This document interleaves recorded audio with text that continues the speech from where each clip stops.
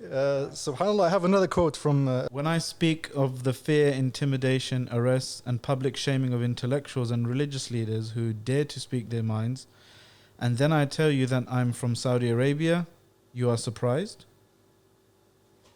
No idea. This is, I heard, a friend of yours who tragically was murdered. Oh, Jamal, rahmatullah Yes. alayh. Jamal Khashoggi. Tell us something about him, Dr. Azzam. What's your experience with him? It's been a year now, right? Next week. Next week is going to be a year. What's interesting for us is the transition he went through, which you can maybe compare it to somebody like Malcolm X, where towards the end of his life he took a more strong position. He took a stronger position against tyranny and corruption, and that was a short-lived part of his life. Would you agree with that? No, not really, not exactly. I've known Jamal, rahmatullah alayh, since 1992, since we met for the first time in January 1992. And he was a young man, a young journalist, observant, practicing Muslim. He felt for the Muslim Ummah.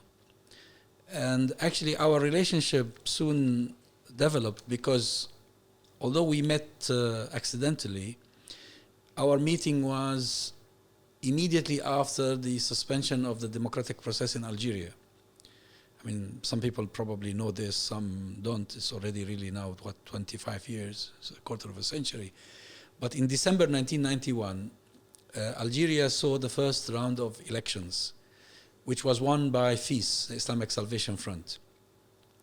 The second round of election was supposed to take place in January 1992.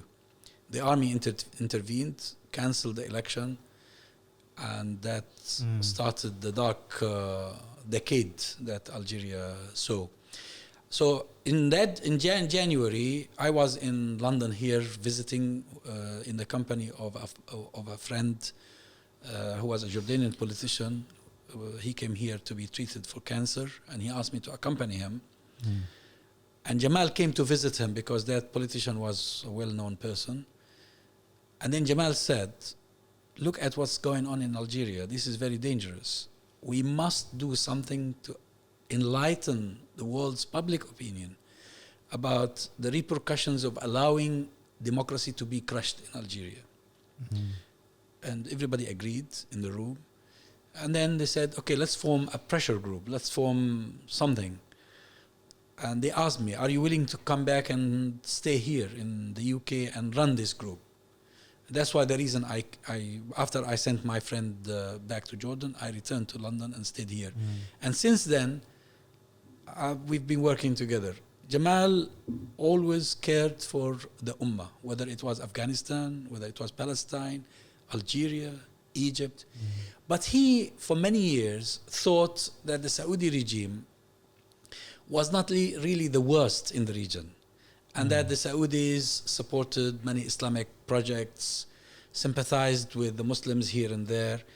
So let's focus on the areas where there is a need for change. The reason Jamal left eventually and became vocal is Mohammed bin Salman.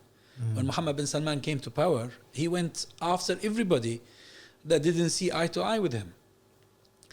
And when Jamal saw his own friends, someone like Azzam Tamimi, who is a renowned economist and who made huge contributions to Saudi Arabia, being imprisoned and tortured for no reason whatsoever, he decided not to go back. Started writing for the Washington Post. And his writings to the Washington Post, if you go to them, they were not really radical. He was simply advising that this is not the way forward. Saudi Arabia could end up in a very bad shape if this policy continues. He defended the prisoners. But I think his articles caused a lot of concern for Mohammed bin Zayed and his clique. Because Mohammed bin Salman.